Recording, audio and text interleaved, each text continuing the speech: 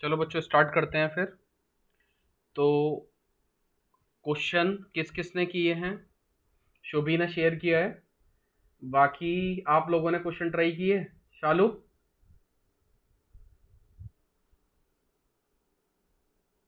Question किए बेटा? AP के भैया, हाँ एपी के। हाँ।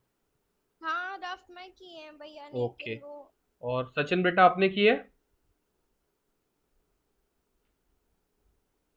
एपी के क्वेश्चन? हाँ भैया कुछ ट्राई किए थे। कुछ ट्राई किए थे, ओके चलो ठीक है। तो कल हमने जो पढ़ा था एक बार जल्दी से रिकॉल कर लेते हैं और उसके बाद फिर हम आगे बढ़ते हैं। ठीक है। तो कल हमने देखा था कि कौन सी सीरीज मेरी अर्थमेटिक प्रोग्रेशन होती है। तो हमने क्या किया था, इसमें सक्सेसिव टर्म्स को घटाया था। इसमें से इसको घटाया, इसमें से इसे घटाया और इसमें से इसे घटाया, यानी कि T2 में से T1 को घटाया, T3 में से T2 को घटाया और T4 में से T3 को घटाया। अगर ये सभी टर्म्स इक्वल आ रही हैं बच्चों, ये जो घटाने के बाद जो सारी चीज इक्वल आ रही हैं, तो इसे हम बोलते थे कॉमन डिफरेंस डी।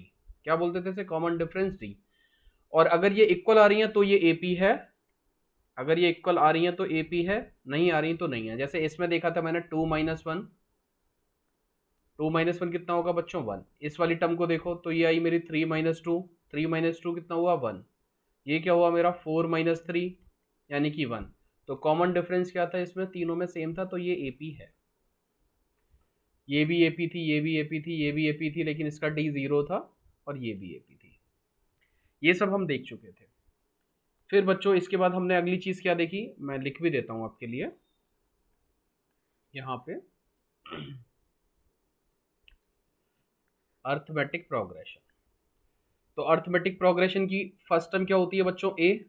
फिर नेक्स्ट टर्म क्या होती है? उसमें कॉमन डिफरेंस ऐड हो जाता है ए प्लस डी। फिर अगली टर्म क्या होती है मेरी? ए प्लस 2 डी। नेक्स्ट टर्म ए प्लस 3 डी। नेक्स्ट टर्म ए प्लस 4 डी। तो ये क्या है बच्चों? इसकी जनरल फॉर्म है। ये क्या है इसकी? General form. ये हमने देखा था। जहां पे ए क्या है बच्चों? फर्स्ट टर्म है। ए क्या है?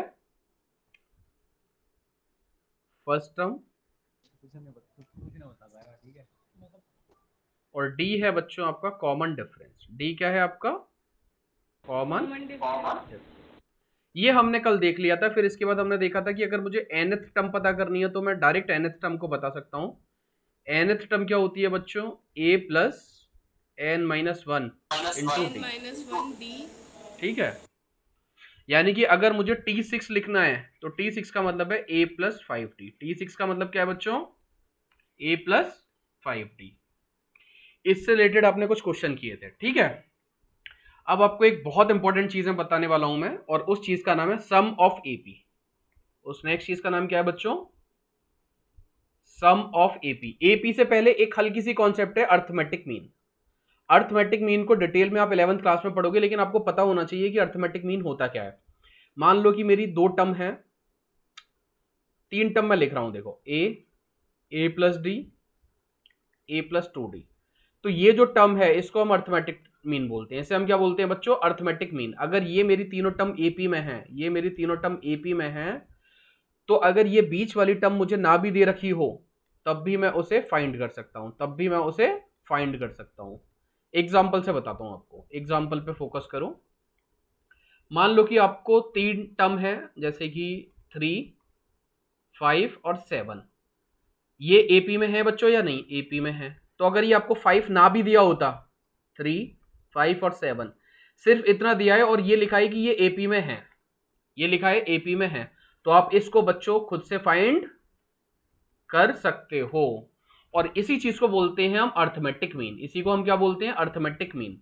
ये अर्थमेटिक मीन क्या होता है? ये जो दोनों टर्म है इनका एवरेज होता है। तो अर्थमेटिक मीन क्या आएगा मेरा? 3 + 7/2। एवरेज क्या होता है? दो नंबर को ऐड करके हाफ कर दो, यानी 10/2 यानी कि 5। तो शुभी बेटा आपने कुछ क्वेश्चन पूछा था, आपने शेयर किया था और आप बोल रहे थे कि आपको समझ नहीं आ रहा था। तो वो कैसे है? वो इस तरह से, अगर आपको ऐसे बॉक्स बना के दिया हुआ है, मान लो यहाँ पे 5 दे रखा है, यहाँ पे आपको दे रखा है 5, यहाँ पे 8 दे रखा है, ये पूछे तो कुछ नहीं करना, आप इसको x मान लो। फिर क्या करोगे? 5 क्या है? इन दोनों टर्म का अर्थमेटिक मीन है। तो क्या लिख दोगे इसमें, x प्लस 8/2। क्या इसको सॉल्व कर सकते हैं हम? Yes. 10 equal to x plus 8, x equal to 2। तो यानी कि ये जो मिसिंग टर्म है ये 2 है। समझे आप कि कोई भी दो टर्म दें तो आप तीसरी टर्म बता सकते हो अगर वो अर्थमेटिक सीरीज में है तो, एपी में है तो। बच्चों ये बात समझ आई? अब जो हाँ भैया। अगली चीज है बच्चों, भैया हमको जितने बॉक्सेस दे रखे होंगे, हाँ मतलब जितने ब्लैंक बॉक्सेस उस उतने ही नंबर से डिवाइड कर देंगे ना वो, तो हम जैसे कि नहीं नहीं इसमें नहीं किसी बेटा, में 4 बॉक्सेस दिए हुए हैं। नहीं नहीं नहीं वैसे नहीं करेंगे। उसमें क्या करेंगे, देखो मान लो कि एक क्वेश्चन है उसमें -4 है और फिर 4 बॉक्सेस का गैप है और फिर -6 लिखा हुआ है, नहीं +6 है वो। 6 है ये, ठीक है बेटा। हाँ भैया। ठीक है, तो देखो इस वाले केस को देखो, ए कितना है, -4। -4। डी नहीं पता, डी नहीं पता। 1 2 3 4 5 6, T6 दे रखा है। T6 क्या है बच्चों, 6। T6 क्या है, 6। 6। फॉर्मूला लगाओ, T6 equal to a plus 5D। T6 equal to बच्चों ए प्लस 5D। T6 की वैल्यू रखो 6 इक्वल टू ए की वैल्यू रखो -4 प्लस 5D। 5D को लेफ्ट में ले आओ, इसको राइट में ले जाओ, तो ये क्या हो जाएगा 6 प्लस 4, तो D की वैल्यू 2 आ गई। अब D की वैल्यू आ गई और A की वैल्यू आ गई तो आप कुछ भी लिख सकते हो। ये क्या है, A प्लस डी, यानी T1 क्या हो, T2 क्या होगा, A प्लस डी, यानी कि -4 प्लस 2 इक्वल टू -2।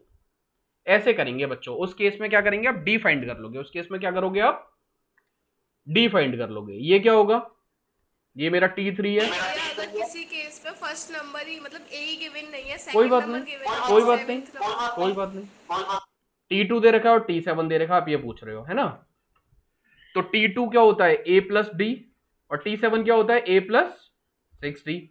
ये दो इक्वेशन दे रखी हैं, यहाँ पे कुछ भी दे रखा होगा है ना। हाँ भैया कर लेंगे सॉल्व।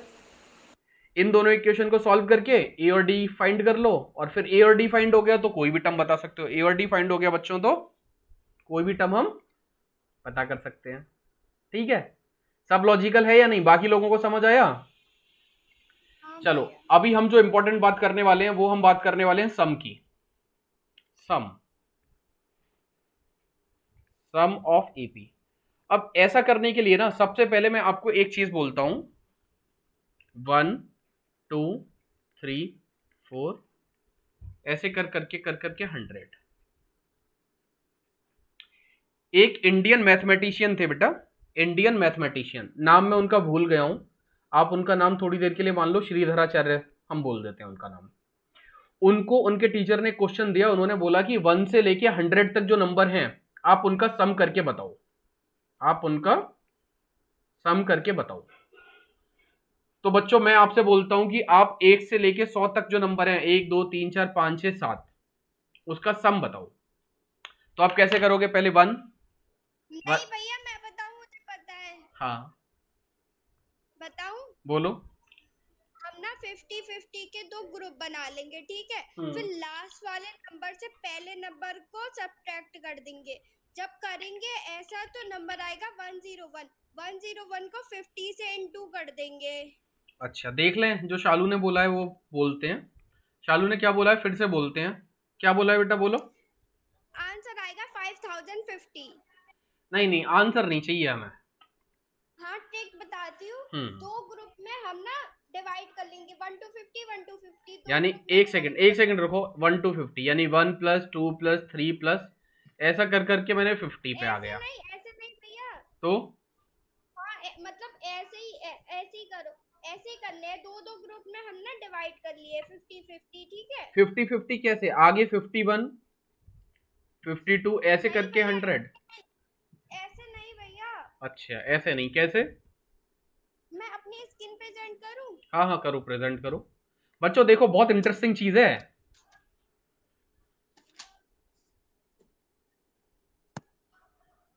और हम चाहते हैं कि आप ये वाली चीज सोचो। ठीक है, जब तक आप अपने दिमाग में सोचते रहो, 1 से लेके 100 नंबर तक जोड़ने हैं, कैसे जोड़ोगे।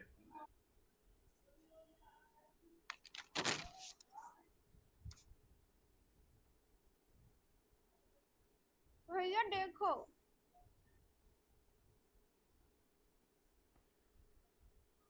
ऐसे करके हम ना 50 तक कर लेंगे, ठीक है। यहाँ पर भी सेम करेंगे। फिर जो 50 होगा, जो लास्ट वाला नंबर यहाँ पे जो 100 आएगा ना, 100 से फिर ये प्लस करेंगे, नंबर आएगा 101, ठीक है। फिर यहाँ पे जो होगा ना 99 में 2 प्लस करेंगे 101 आएगा। ऐसे करके ना, ऐसे करके ये 50 तक काउंटिंग आएंगी। तो ना हम 101 को इंटू कर देंगे 50 से, तो 5050 आंसर आएगा। ओके ये ठीक है बेटा, लगाएंगे। स्क्रीन को हटा दो अब, है ना, स्क्रीन को हटा दो, ठीक है। देखो बेटा, तो वो जो हमारे मैथमेटिशियन थे उन्होंने क्या किया, उन्होंने बोला कि ये सारा एस ही तो है, 1 2 3 4 5 6, ये एस ही तो है। इसको उन्होंने एस मान लिया। उन्होंने क्या किया, एक वेरिएबल अज्यूम कर लिया s, s for sum, s for sum. उसके बाद बच्चों उन्होंने क्या दिमाग लगाया, उन्होंने ये बोला कि 1 से 100 तक नंबर है ना, फिर से मैं 1 से 100 तक नंबर ही लिख रहा हूं, लेकिन इस बार उल्टे क्रम में लिख रहा हूं। इस बार बच्चों कैसे लिख रहा हूं, उल्टे क्रम में। तो अभी भी इन सबको जोड़ूंगा तो सम ऐसे ही रहेगा या कुछ अलग हो जाएगा बच्चों, बताओ। अलग। अरे ये रट्टू नहीं तोता मत भैया बनो मेरे सेम, सामने। नंबर्स तो वही है, नंबर्स तो वही है, सेम नंबर ही वही है, रहेगा। नंबर को आप किसी को भी पहले जोड़ो या बाद में जोड़ो, आंसर तो वही रहेगा। हाँ भैया।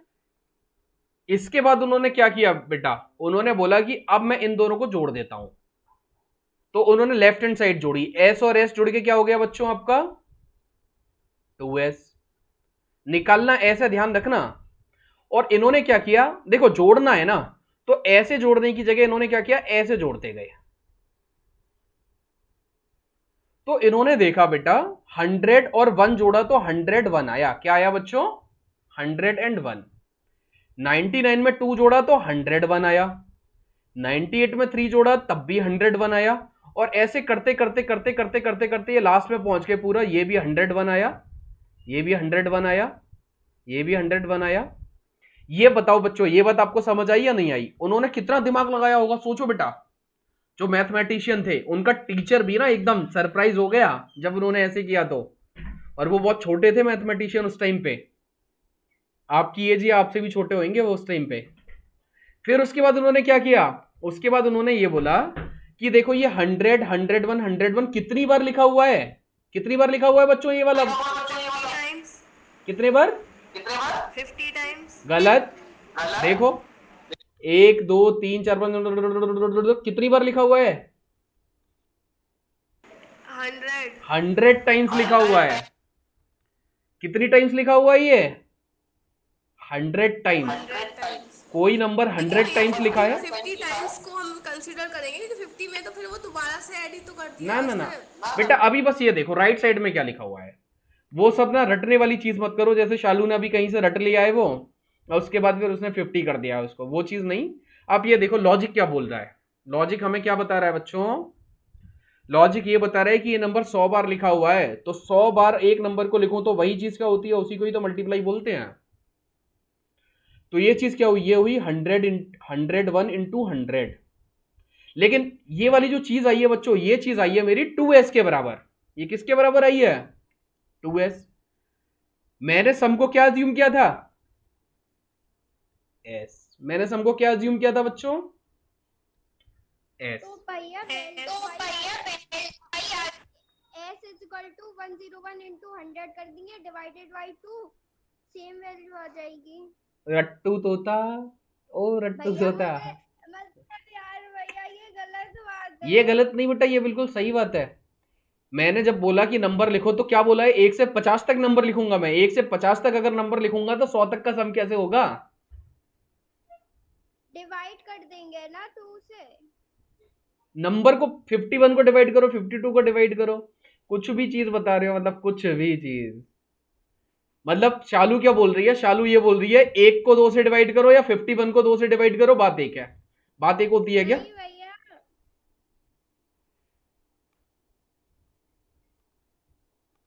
बात एक नहीं होती है।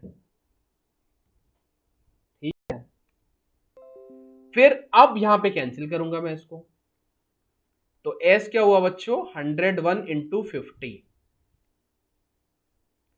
अब ये वाला जो फॉर्मूला है इसको ये देखो, अगर मान लो आपके नंबर 100 नहीं होते, आपके n नंबर लिखे हुए होते, कितने नंबर लिखे हुए होते बच्चों n, तो फॉर्मूला क्या हो जाता है n+1 अपॉन 2, यानी 100 में मल्टीप्लाई करो 101, यानी कि जो n है उससे एक बड़ा नंबर बट्टे 2। ये डायरेक्ट फॉर्मूला हमने सीख लिया, लेकिन ये फॉर्मूला कब एप्लीकेबल है ये हमें ध्यान रखना होगा। ये फॉर्मूला कब एप्लीकेबल है? जब वो सीरीज है एपी हो, जब वो पहली बात, नंबर ये सीरीज 1 से स्टार्ट होनी चाहिए। कहां से स्टार्ट होनी चाहिए बच्चों? 1 से। और अगला नंबर अगर भैया 1 से नहीं होगी तो एप्लीकेबल क्यों नहीं होगा? तो एप्लीकेबल नहीं होगा बच्चों, तो एप्लीकेबल नहीं होगा, हम देखेंगे क्यों नहीं है। ठीक है, और ऐसे करते करते अगला नंबर 2 होना चाहिए, अगला नंबर 3 होना चाहिए, मतलब कि इन नंबर्स को क्या बोलते हैं बच्चों? Natural number. क्या बोलते हैं? Natural number. आपको नंबर पता है नंबर को किस किस तरह से बोलते हैं, बता दें या फिर आपको एक बार जल्दी से नंबर्स को देखो। यहाँ पे ये आपको पहले चैप्टर में हम फिर से पढ़ाएंगे। नेचुरल नंबर को एन से दिखाते हैं। नेचुरल नंबर होता है जहां से काउंटिंग स्टार्ट होती है, काउंटिंग स्टार्ट होती है 1 से, तो 1 2 3 4 5 इस तरह के जो नंबर्स हैं बच्चों, उन्हें क्या बोलते हैं? Natural number. अगली कैटेगरी होती है होल नंबर। अगली कैटेगरी क्या होती है? होल नंबर, जो 0 से स्टार्ट हो, हाँ। इनफाइनाइट तक जाए। इसमें क्या होगा, नंबर जो 0 इंक्लूड नहीं था बस उसको और इंक्लूड कर लेंगे। 0 जो इंक्लूड नहीं था बच्चों उसको इंक्लूड कर लेंगे। ठीक है, अगला टाइप होता है इंटीजर।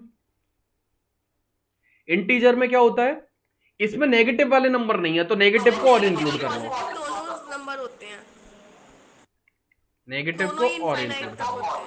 ठीक है, अब इनमें कुछ नंबर और नहीं है बच्चों, पॉइंट वाले नहीं है, तो पॉइंट वालों को और इंक्लूड कर लो, तो उनको क्या बोलेंगे फिर? रेशनल। नंबर। अब रेशनल कौन से होते हैं? जिनको P अपॉन क्यू की फॉर्म में लिखा जा सके। अब P अपॉन क्यू की फॉर्म में लिखा जाने का मतलब यह है कि जो डेसिमल में नंबर को लिखूं, तो यानी कि पॉइंट के बाद, डेसिमल के बाद फाइनाइट नंबर होने चाहिए। इसका मतलब क्या है? Finite number after decimal point, after decimal point, या फिर रिपीटिशन आफ्टर डेसिमल पॉइंट। या तो डेसिमल पॉइंट के बाद रिपीटिशन होना शुरू हो जाए, जैसे कि 6.33333, तो इसको ऐसे लिख सकते हैं 6.3, तो ये रेशनल नंबर है। या फिर 8.125, तो क्या है? सिर्फ पॉइंट के बाद 3 ही नंबर है। पॉइंट के बाद सीमित नंबर हो, फाइनाइट नंबर हो, तो रेशनल है। फाइनाइट नंबर ना हो तो इर्रेशनल है। तो बच्चों क्या है वो? इर्रेशनल क्या होता है? P अपॉन क्यू की फॉर्म में रिप्रेजेंट नहीं हो सकता। एग्जाम्पल, अंडरवुड वाले नंबर जो होल स्क्वायर नहीं है, जैसे अंडरवुड 3 इर्रेशनल है। अगर मैं इसको पॉइंट में निकालूंगा ना, तो पॉइंट के बाद नंबर कभी खत्म ही नहीं होंगे, चलते जाएंगे और ना रिपीट होंगे, ना खत्म होंगे ना रिपीट होंगे। क्या है बच्चों इसका मतलब? ना तो नंबर खत्म होंगे ना रिपीट होंगे पॉइंट के बाद। ठीक है, अगला एक नंबर आप पढ़ते हो पाई भी इर्रेशनल नंबर है। अब मैं आपसे एक क्वेश्चन पूछने वाला हूं, ध्यान रखना। आपने बचपन से पढ़ते आ रहे हो, पाई को हम लिख देते हैं 22/7। पाई को क्या लिख देते हैं बच्चों? 22/7। 22/7 तो रेशनल नंबर है। ये क्या है? क्योंकि P अपॉन क्यू की फॉर्म में लिख दिया, क्योंकि मैंने इसे क्या किया बच्चों? P अपॉन क्यू की फॉर्म में लिख दिया। लेकिन मैंने आपको क्या पढ़ाया यहां पे? पाई इर्रेशनल नंबर। मैंने क्या बोला आपको? पाई इर्रेशनल नंबर है। इर्रेशनल का मतलब P अपॉन क्यू की फॉर्म में ना लिखा जा सके। भैया एग्जैक्ट नहीं है ना पाई। हाँ बिल्कुल सही, ये पाई की वैल्यू एग्जैक्ट नहीं है, वो तो हम मान लेते हैं 22। बिल्कुल सही आंसर दोनों का, दोनों ने बिल्कुल सही आंसर दिया है। 22/7 जो है बच्चों, वो क्लोज अप्रोक्सीमेशन है पाई का। पाई की वैल्यू 22/7। अगर मैं पर्टिकुलर वे में पूछूं कि इर्रेशनल नंबर और रेशनल नंबर की तरह से सोचूं, तो पाई की वैल्यू 22/7 नहीं होती। बस जब हमें न्यूमेरिकल करना होता है तो उसमें क्लोज अप्रोक्सीमेशन हमारा 22/7 होता है, इसलिए हम क्वेश्चन को आसानी से सॉल्व करने के लिए उसकी वैल्यू को 22/7 यूज कर लेते हैं। ठीक है बेटा। अब अगले नंबर बच्चों, अगले नंबर आप पढ़ चुके हो वैसे, तो मैं बता दे रहा हूं, रियल नंबर। रियल नंबर जिसमें सारे नंबर आ जाए। वो होते हैं जिसमें सारे नंबर्स आ जाते हैं। रेशनल पर plus rational, irrational, integer, natural number, sum. Whole number का जो पूरा ग्रुप होता है उसी को हम रियल नंबर कहते हैं। अब बच्चों रियल नंबर का एक, इसके अलावा एक तरह के नंबर और होते हैं जिनको हम बोलते हैं इमेजिनरी नंबर। वो भैया इमेजिनरी वो होते हैं जो एग्जिस्ट ही नहीं करते हैं, जिसका कोई रियल एग्जिस्टेंस नहीं होता है। जैसे कि रूट में जो नंबर होते हैं उसमें, हाँ यही भैया, इसमें माइनस लगा होता है। अंडर रूट के अंदर नेगेटिव साइन लगा हो, अंडर रूट के अंदर बच्चों क्या सा साइन हो, नेगेटिव, तो उसपे उसको हम बोलते हैं इमेजिनरी नंबर, उसको हम बोलते हैं इमेजिनरी नंबर। और इमेजिनरी नंबर आप डिटेल में पढ़ोगे क्लास 11th में, और इसी के बाद अगला टॉपिक आप पढ़ोगे 11th में, कॉम्प्लेक्स नंबर। कॉम्प्लेक्स नंबर क्या होता है, रियल प्लस आई टाइम्स इमेजिनरी नंबर, इसको हम बोलते हैं कॉम्प्लेक्स नंबर। ठीक है, ये डिटेल में आप 11th क्लास में पढ़ोगे, तो आपको बस पता होना चाहिए कि आपका रियल नंबर इमेजिनरी नंबर ऐसे होता है। एनीवे चलो हम वापस आ जाते हैं। तो ये जो फॉर्मूला मैंने पढ़ा, ये जो मैंने फॉर्मूला पढ़ा बच्चों, n+1/2, ये सम जो है मेरा n+1/2, ये बताता है किस सम को, 1 2 3 4 5, इस तरह के सम जहां पे n क्या है, कितनी टर्म तक आपको सम निकालना है, कितनी टर्म तक आपको सम निकालना है। मान लो कि आपको इसकी 10 टर्म का सम निकालना है, तो हम इसको लिख देंगे S10, ये क्या हो जाएगा 10 इंटू 11/2 डायरेक्ट। ठीक है बच्चों। अगर अगर अब एक क्वेश्चन मैं थोड़ा और बढ़िया बता रहा हूं, आपका नंबर 11 12 13 से शुरू हो रहा है, 20 तक जा रहा है, तो क्या मैं इस फॉर्मूले को लगा पाऊंगा? नहीं भैया, n+1/2 यहां पे नहीं लगेगा। क्यों नहीं लगेगा? क्या फर्स्ट टर्म इसकी 1 है? नहीं 11 है। तो ये फॉर्मूला नहीं लगेगा, ये फॉर्मूला नहीं लगेगा। नहीं लगेगा। ठीक है बच्चों। तो अब मैं आपके लिए नया फॉर्मूला बताने की कोशिश कर रहा हूं, ठीक है। थोड़ा सा हम इसको समझने की कोशिश करेंगे पहले फॉर्मूला को, उसके बाद फिर मैं आपको डायरेक्ट फॉर्मूला बता दूंगा। ठीक है, मान लो मेरी एक सीरीज है 3 6 9 ऐसे कर करके 30 तक, यानी कि मैंने 3 की टेबल लिखी हुई है। क्या लिखा हुआ है बच्चों मैंने? 3 की टेबल। कुछ चीजें बताओ, पहली टर्म क्या है बच्चों इसमें? 3। Common difference 3। कितनी टर्म है? How many terms? मैं क्या पूछ रहा हूं आपसे, टर्म्स कितनी है, टर्म कितनी है? 3 से काउंट करो। देखो आप अभी मैं टर्म कितनी है उस पर नहीं जा रहा, आप ऐसे गिन लो, 3 1 जा 3 3 2 जा 6, ऐसे करके करोगे तो 3 10 जा 30, यानी 10 टर्म्स हैं। अभी बस हम ये देख लेते हैं कितनी टर्म्स है बच्चों इसमें, 10। 30। ठीक है, 10 टर्म्स हैं। कितनी टर्म्स हैं बच्चों इसमें? 10। ये वाली चीज हम डिटेल में बाद में फिर से देखेंगे, ठीक है ना, लेकिन अभी हम समझ लेते हैं कि n कितना है, 10। मैं इनका सम निकालना चाहता हूं, तो मैंने जो पढ़ा था अभी, हम बच्चों ऐसे आपको करना नहीं है, आपको डायरेक्ट फॉर्मूला लगाना है, लेकिन मैं अभी आपको समझा रहा हूं ना, समझाने के लिए मैं आपको बता रहा हूं कि देखो कैसे हम समझ सकते हैं। क्या करना चाहिए, अब आप होशियार हो तो फिर से आप एस को यही लिख दोगे, लेकिन अब क्या करोगे, दूसरे को रिवर्स ऑर्डर में लिखोगे। फिर क्या करोगे बच्चों, आप इनको ऐड करोगे,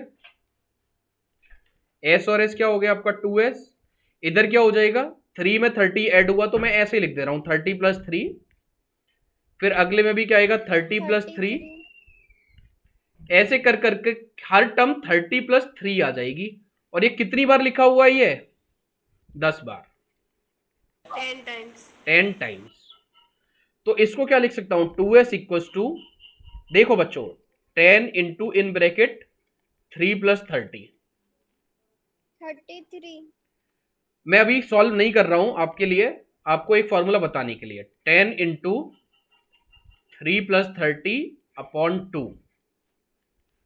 अब यहां पे मैं आपके लिए फॉर्मूला लिख रहा हूं। एस क्या होता है, एन क्या था, नंबर ऑफ टर्म। एन क्या था, number of term, n upon 2। और ये क्या है बच्चों, ये है फर्स्ट टर्म, और ये क्या है मेरी लास्ट टर्म। ये क्या है मेरी लास्ट टर्म। तो सम का फॉर्मूला क्या होता है, s equal to n upon 2 in bracket a plus l. Formula समझ आया। तो ये फॉर्मूला कब एप्लीकेबल है, फिर से सोचते हैं। ये फॉर्मूला तब एप्लीकेबल है जब मेरे को नंबर ऑफ टर्म्स पता हो, फर्स्ट टर्म पता हो और लास्ट टर्म पता हो। आप सोच पा रहे हो ये वाली चीज, इस चीज को समझने की कोशिश करो बेटा।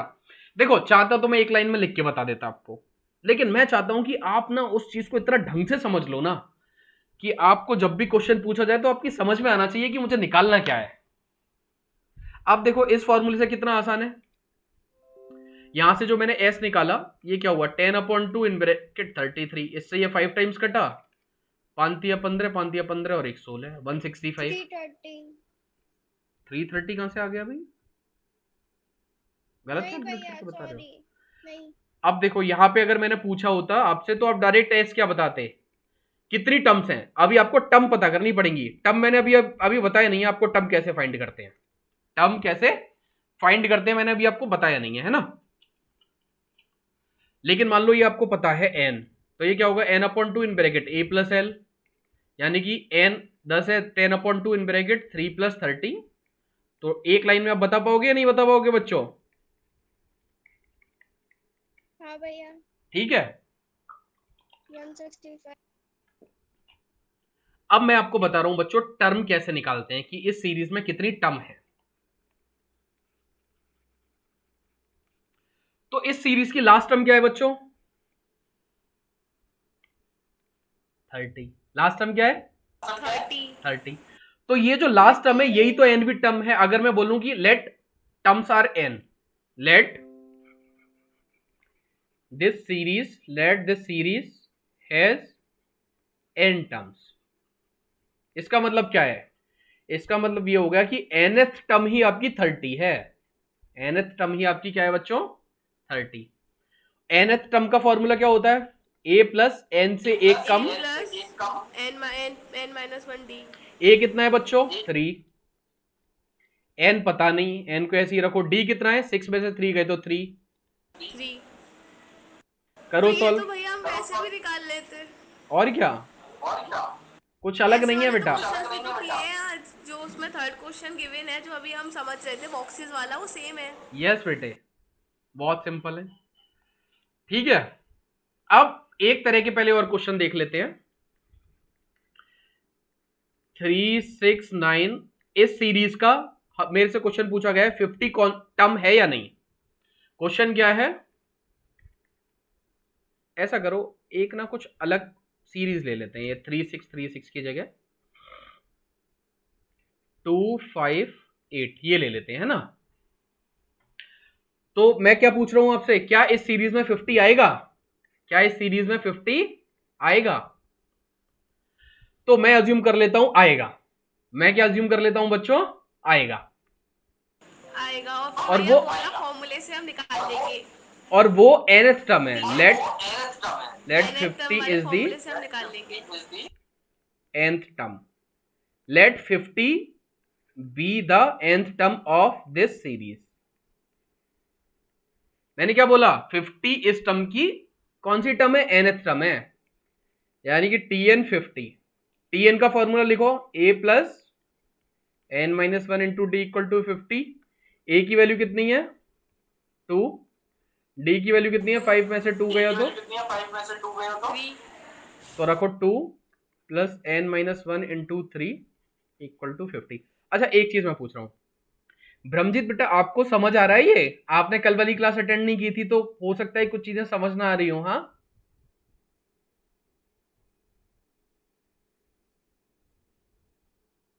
हम करेंगे ऐसा कि हम ना ये जो क्लास हुई थी कल वाली उसे हम अपलोड कर देंगे, आप वहां से देख लेना एक बार। समझ नहीं आ रहा बिल्कुल वही ना? नहीं। कोई बात नहीं बेटा, अभी आप इस क्लास को देख लो। इस क्लास को देखने के बाद ना, हमने जो कल पढ़ाया था उसको हमने रिकॉर्ड किया हुआ है, आप उसको एक बार देख लेना, ठीक है? उसको देखते ही आपको समझ आ जाएगा ये बहुत ईजी है, ये बहुत ईजी है।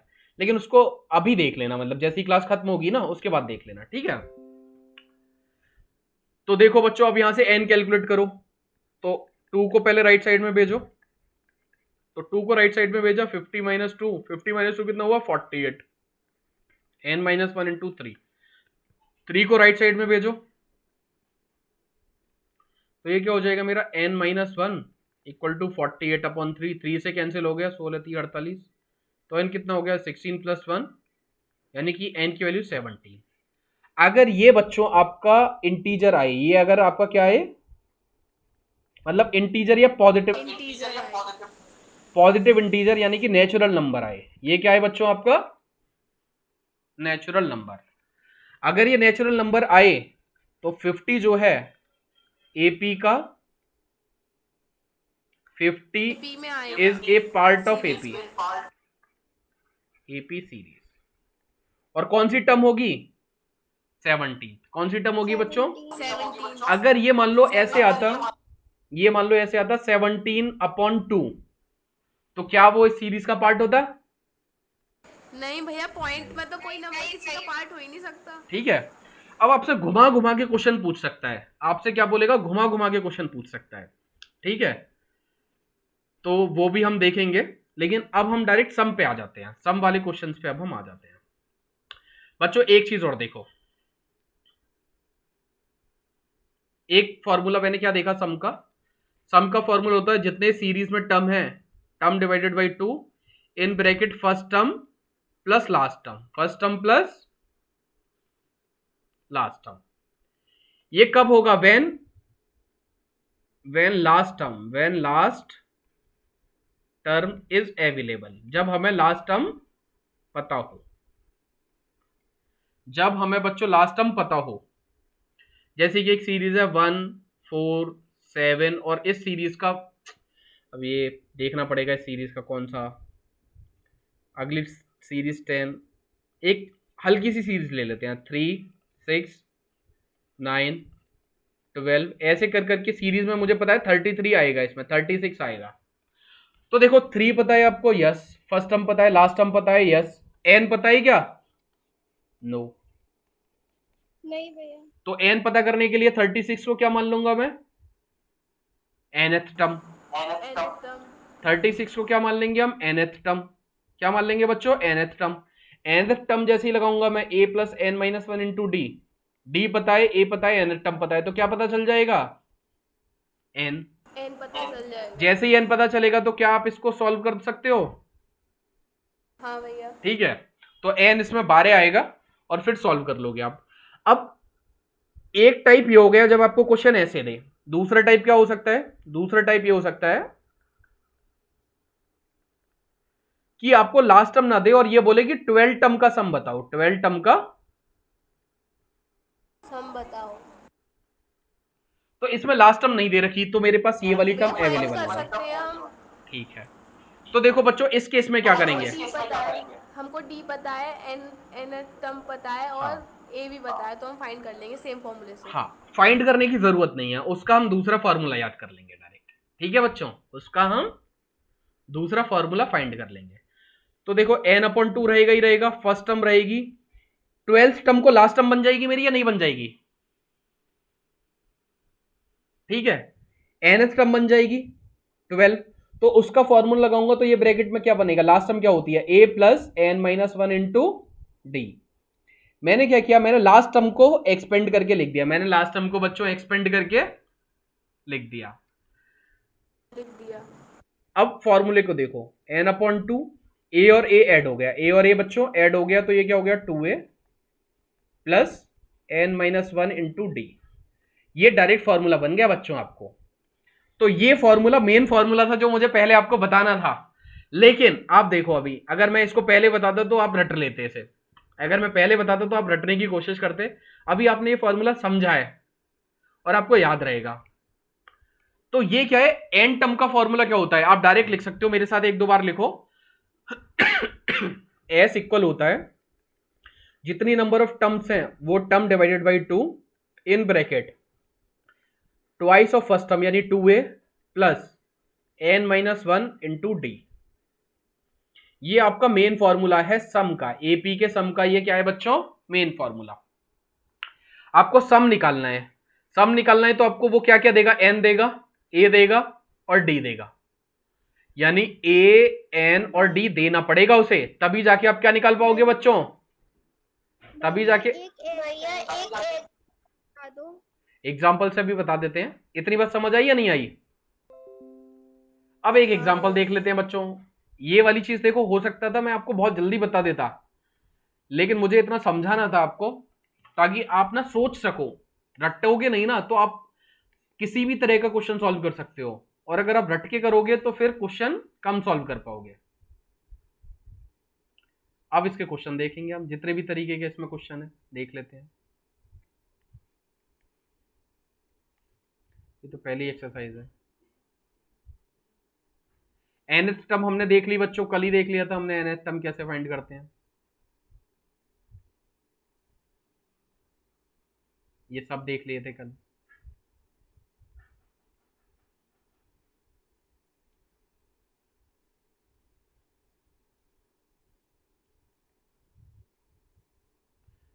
Okay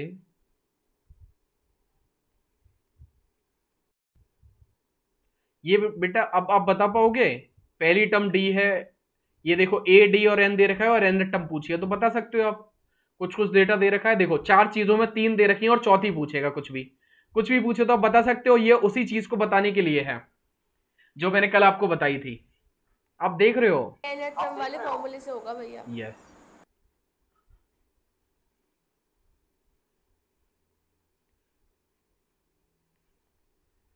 some of first N term of AP, ये एक क्वेश्चन हम बता देते हैं आपको, ठीक है। ये तो सिंपल मैंने बता ही दिया 1 से 100 तक का। देखो इसने भी वैसे ही किया हुआ है, देखो बच्चों को समझाने के लिए। एनसीईआरटी ना बहुत अच्छे से समझाने की कोशिश करती है, इसीलिए आप देखोगे ना एनसीईआरटी में बहुत थ्योरी मिलेगी आपको। फॉर्मूला देखो क्या लिखा हुआ है सम का formula, s equal to n upon 2 in bracket 2a plus n-1 into D. यही फॉर्मूला किसका है बच्चों, sum of first N term of AP, ये फॉर्मूला है। या फिर अगर फर्स्ट टर्म और लास्ट टर्म आपके पास पता है तो फॉर्मूला क्या हो जाएगा, s equal to n upon 2 a plus l, l जहां पे लास्ट टर्म है। देखो इन्होंने अपडेट कर दिया इस फॉर्मूले को, देख रहे हो बच्चों, ठीक है। हाँ भैया। ये सब बहुत मजा आना चाहिए आप लोगों को। अब देखो क्वेश्चन आपको पूछा गया है, एक सिंपल पहले क्वेश्चन पे आ जाते हैं, वर्ड प्रॉब्लम को अभी नहीं देख रहे हम।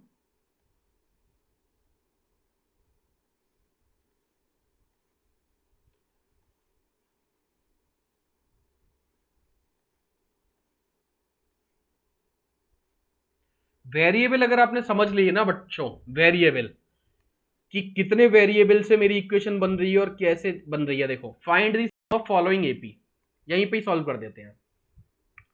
फर्स्ट टर्म क्या है बच्चों इस एपी की, फर्स्ट टर्म को हम ए से दिखाते हैं, ब्रह्मजीत आप सुनना, फर्स्ट टर्म को ए से दिखाते हैं और ये ए है मेरी फर्स्ट टर्म 2। फिर कॉमन डिफरेंस होता है बच्चों, इस टर्म में से इसको घटा देते हैं, 7 माइनस 2 यानी कि 5। कितनी टर्म है, नंबर ऑफ टर्म, एन की वैल्यू दे रखी है 10। क्या पूछा है, सम, बता सकता हूँ, यस। सम की वैल्यू होती है n upon 2 in bracket 2a plus n-1 into D. अगर आपको इतना पता है तो अब कुछ भी नहीं बचा क्वेश्चन में, n की वैल्यू 10 रखो, बस वैल्यू पुट करनी है आप, 2 इंटू a की वैल्यू 2 प्लस n की वैल्यू 10-1 इंटू डी की वैल्यू है 5। सॉल्व करो, यहाँ पे सॉल्व कर देते हैं आपके लिए, सॉल्व करना है, अब कुछ नहीं है इसमें बच्चों। s इक्वल टू 10 में से 2 से डिवाइड चला जाएगा, 5 टाइम्स 5 इन ब्रैकेट, पहले 2 की 2 में मल्टीप्लाई हो जाएगी 4 प्लस, पहले ये ब्रैकेट सॉल्व होगा, 10 में से 1 गया 9, फिर मल्टीप्लाई होगी तो 9 पंजे 45, एस क्या हो गया 245 आएगा भैया। नहीं बेटा 49, हाँ 245 आएगा, 49 245। ठीक है बेटा, ये सम हो गया। अब देखो किस तरह के क्वेश्चंस हैं, देखना। ये सीरीज दे रखी है, सम पूछा है, ये सीरीज दे रखी है, सम पूछा है, ये सीरीज दे रखी है, सम पूछा है। Find the sum given below, इसका सम बताना है, बता देंगे। इन द एपी ए दे रखा है, डी दे रखा है, लास्ट सम दे रखी है, नंबर ऑफ टर्म बतानी है और सम बताना है। सेम डी पूछा है, S13 पूछा है, ए पूछा है, ये पूछा है। बता पाओगे बच्चों ये आप या नहीं बता पाओगे? हाँ भैया। इसमें 12वीं टर्म दे रखी है, तो 12वीं टर्म को क्या लिखूंगा मैं? A+11D। A+11D 37 है, डी पता है, ए पता चल जाएगा, ए पता चल जाएगा तो S12 भी पता कर लूंगा। तो ये सिंपल सारे क्वेश्चन खुद से पता करने की कोशिश करना। फिर ये क्या है? अच्छा, ये एन पूछा है तो भैया हम क्वेश्चंस करके खुद हाँ, भेज देंगे बस इसके। हाँ, बस आप एक बात, बस इतना ध्यान रखना बच्चों, वेरिएबल का क्या है। मैं फिर से एक बार आपको वेरिएबल की कहानी पे ले आता हूं। अगर मैथ में आपने वेरिएबल समझ लिए ना बच्चों, तो आपकी आधी मैथ यूं ही खत्म हो जाएगी। सम का फॉर्मूला देखो, सम के फॉर्मूले में क्या है? S = n/2 इन bracket 2a plus n-1 into D. इसमें वेरिएबल्स बताओ, आप वेरिएबल्स क्या क्या है? एक तो सम की वैल्यू कितनी है नहीं पता, एक नंबर ऑफ टर्म, एक फर्स्ट टर्म ए और डी। डी। कितनी चीजें हैं बच्चों? ये टोटल 4। 4 में कोई भी 3 पता हो तो चौथी आप इस इक्वेशन से निकाल सकते। अगर 4 में 3 नहीं पता, 2 पता है, तो आपको एक इंफॉर्मेशन की जरूरत और पड़ेगी। तो उस केस में हो सकता है आपको टर्म दे रखा हो, कोई टर्म दे रखी हो, तो एक इक्वेशन वहां से बना लोगे, फिर कर पाओगे आप, फिर कर पाओगे। तो अल्टीमेटली आपको यह सोचना है कि मेरे पास कितने वेरिएबल हैं और कितनी इक्वेशन अवेलेबल हैं। अगर इक्वेशन एक अवेलेबल है तो उसमें सिर्फ एक वेरिएबल में पता कर सकता हूं, बाकी सारे वेरिएबल उसको देने पड़ेंगे मुझे। अगर बच्चों दूसरी चीज, अगर मेरे वेरिएबल ज्यादा निकालने हैं, 2 निकालने हैं, तो एक इक्वेशन से 2 वेरिएबल नहीं निकल सकते, उसके लिए मुझे कम से कम 2 इक्वेशन चाहिए। तो दूसरी इक्वेशन के लिए वो जरूर कुछ ना कुछ इंफॉर्मेशन देगा, समझे बच्चों? तो इस चीज को सोचना, मतलब देखो मैं नहीं चाहता कि आप रटो इस चीज को, आप सोचना, सोचने के बाद फिर आप मुझे बताना, ठीक है? तो ये वाले जो क्वेश्चन है इनमें ये वाली कहीं कॉन्सेप्ट यूज होगी। फिर जितने ज्यादा से ज्यादा आप क्वेश्चन कर सकते हो करना, और इसके बाद फिर हम वर्ड प्रॉब्लम देख लेंगे अगर कुछ वर्ड प्रॉब्लम होगी तो इस तरह से आपका एपी जो है बच्चों, एपी की थ्योरी जो है बच्चों वो पूरी तरह से खत्म हो चुकी है। क्वेश्चंस रह गए हैं, क्वेश्चंस आप करो सॉल्व करने के बाद जो भी प्रॉब्लम्स आपको आएगी वो मैं आपको डिस्कस करके बता दूंगा। और देखो क्वेश्चन आपको तरीके से सॉल्व करने हैं, जैसे शुभी ने सॉल्व किए थे, शालू ने सॉल्व किए हैं। तरीके का मतलब आपको सारी चीजें लिखनी है कि फर्स्ट टर्म है तो फर्स्ट टर्म आपको बतानी है कि फर्स्ट टर्म ये है, कॉमन डिफरेंस ये है, nth टर्म निकालनी है तो उसका सिंबल लिखो, कैलकुलेट करो, ठीक है बच्चों? सम का फॉर्मूला लगा रहे हो तो सम का फॉर्मूला लिखो कि भाई हम सम का फॉर्मूला यूज कर रहे हैं, फिर फाइनल सॉल्व करो। आपको ये बहुत अच्छे से आना चाहिए, और ये वाली चीज आप अच्छी करोगे तो जब आप सब्जेक्टिव क्वेश्चन पेपर दोगे ना तो आपके मार्क्स कहीं पे भी 1 मार्क्स भी नहीं कटेगा, ठीक है बच्चों? इसकी प्रैक्टिस आपको करनी है। आपने अच्छा किया है, शुभी ने, मैंने देखा था कि क्वाड्रेटिक इक्वेशन वाले क्वेश्चन जो सॉल्व करके भेजे हैं बेटा, उसमें 1-2 गलती है, लेकिन 1-2 क्वेश्चन में गलती है उसमें, बाकी ठीक थे। तो एक बार हम बता देंगे आपको, जिसका आंसर आप देख लेना, जिसका मैच ना हो रहा हो उसका बता देना, हम उन क्वेश्चंस को बता देंगे। वर्ड प्रॉब्लम 1-2 गलत था, बाकी सही है, बाकी सारा सही है। चलो बच्चों, फिर आज की क्लास यहीं पे खत्म करते हैं। और सबसे ज्यादा प्रॉब्लम आती है जो वो